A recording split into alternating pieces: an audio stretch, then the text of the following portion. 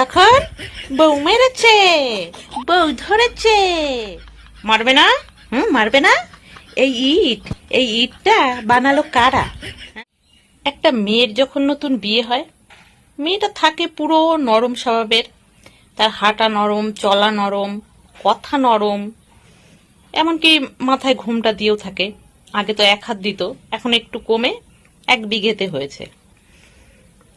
তো সমস্ত কিছুই নরম, মানে পুরো একদম তুলতুলে কাদার মতো।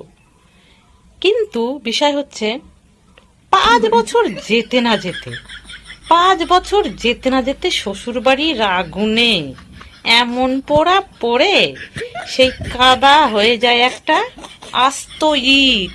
আর সেই ইট দিয়ে দেয় মাথায় গুঁতো গুঁতো গুঁতো। তখন বউ মেরেছে, বউ ধরেছে। মারবে না? মারবে না? এই ইটটা বানালো কারা? বানালো কারা? 5টা বছর আগুনে পুড়ে পুড়ে পুড়ে পুড়ে তারপরে এই খাঁটি ইট হয়েছে। অনেক বাড়ি আছে শুধু তাপ দেয় না, যে তাপ দিয়ে ইট করবে তা না, সাথে চাপও দেয়, মানে পিটান। সেই বউগুলোই হয়ে যায় ঝামা। ঝামা চেনেন? ঝামা চেনেন না? আরে আমার ঠাকুমা দেখতাম ইটের গাদি থেকে নিয়ে আসতো কুড়িয়ে, পা ফাটা ডলার জন্য। প্রচন্ড শক্ত হয়, ইট দিয়ে পিটালেও ভাঙবে না। ওইগুলো হচ্ছে ঝামা।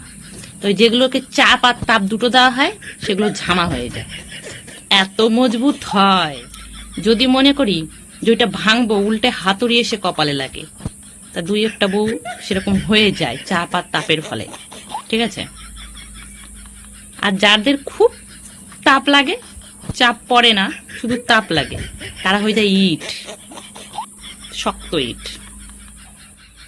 দিব্যি ছিল কাদার গোলা, সহ্য হচ্ছিল না। তা মারবে না? এত চাপ আর তাপ যদি দেওয়া হয়, ঝামা হয়ে গেছে, এখন দেয় উঠতে গুতো, বসতে গুতো। তখন বউ মেরেছে, বউ ধরেছে। মারবে না? বেশি করে মারবে।